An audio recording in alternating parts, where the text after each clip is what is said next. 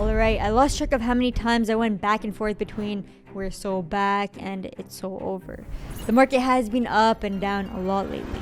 One day it feels like everything is back, the next day it feels like it's over again. I know it can get frustrating, but here's the truth. Global liquidity is still rising. Ethereum just broke new all-time highs, regulations are improving, and the long-term picture looks strong. That is why I treat dips as chances to buy, but I never buy in blindly.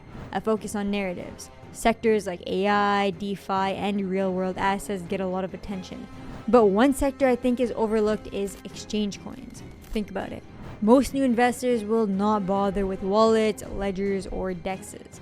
They just want to sign up to an exchange like Binance or crypto.com and click the buy button. And here's the cool thing. These exchanges usually have their own tokens as part of their ecosystems. So as the exchanges grow, their tokens often benefit too. But there's one problem. I noticed only 20% of you are subscribed with bell notifications on, so if you want to catch these picks before the rest of the crowd, I highly suggest you subscribe and turn on notifications. Now take a look at this. Institutions are not slowing down with their ETF launches for top altcoins. Grayscale just filed for an Avalanche ETF.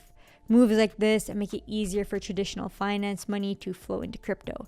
Jerome Powell, the head of the Federal Reserve, also gave a speech that boosted confidence that interest rates will be cut in September, which is bullish because lower rates make borrowing cheaper and usually help markets grow. Right now, US rates are between 4.25 and 4.5%. Powell said that these rates are already high enough to slow the economy. And while tariffs are pushing prices higher, he believes that the effect will be temporary.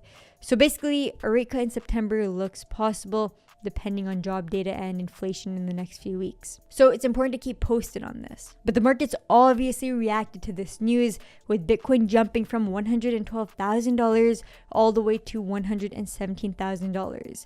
And Ethereum's rally broke all-time highs, with the coin jumping to over $4,900 for the first time ever. Of course, it was followed by a correction, but the charts don't lie. Bitcoin dominance dipped to the lowest we've ever seen since January. So things are looking good for the crypto markets in the long run. Just remember that pullbacks are part of the course, so be prepared for that as well. And with markets swinging on news like tariffs and rate cuts, it helps to have a platform where you can trade more than just crypto. I use BTCC because they offer tokenized commodities like oil along with crypto futures. They have low fees, no KYC, and a smooth interface. If you want to check it out, the link is in the description below, and you can get a 10% deposit bonus up to $10,000. Now let's dive into exchange tokens because this sector has been heating up. First off, we saw some huge updates with OKX and their token OKB.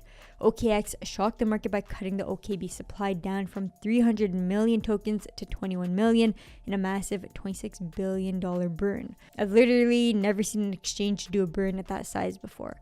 And the markets reacted. The price jumped right away thanks to the fact that OKB has a much tighter supply, along with the fact that investors saw it as a bullish move and decided to pile in too, causing an increase in demand and a decrease in supply at the same time. Add in regular buybacks, and the token is set up well if trading volumes keep rising. OKX is also expanding fast, listing new tokens, growing its derivatives markets, and reaching more users worldwide. The chart shows it's building a strong base above past resistance, and if volume increases, it could push higher. Now, of course, when you look at the chart, a massive reason for the jump in price was simply the fact that the supply dropped.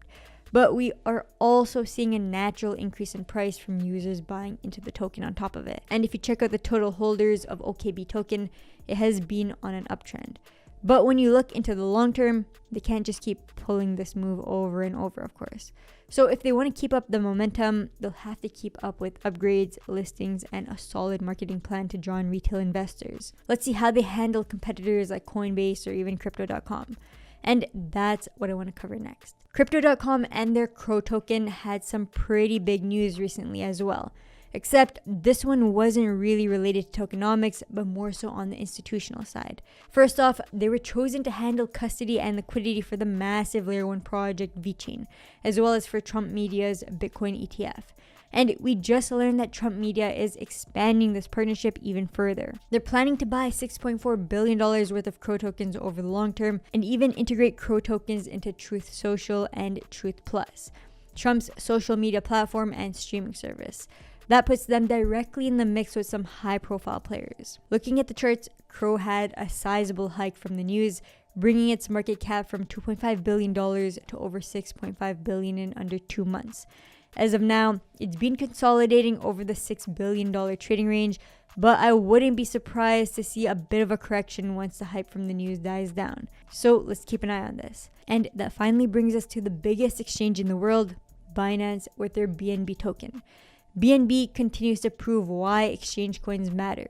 Its value rises when activity on Binance and BNB chain increases. More apps, more users, and more transactions means more fees, more burns, and more token demand. It's pretty simple. Activity is king with these exchange coins, so with how popular Binance and their smart chain are, they have a clear lead in the game. So when retail money comes back, BNB often feels it first, and you can expect that to have a big impact on the BNB coin.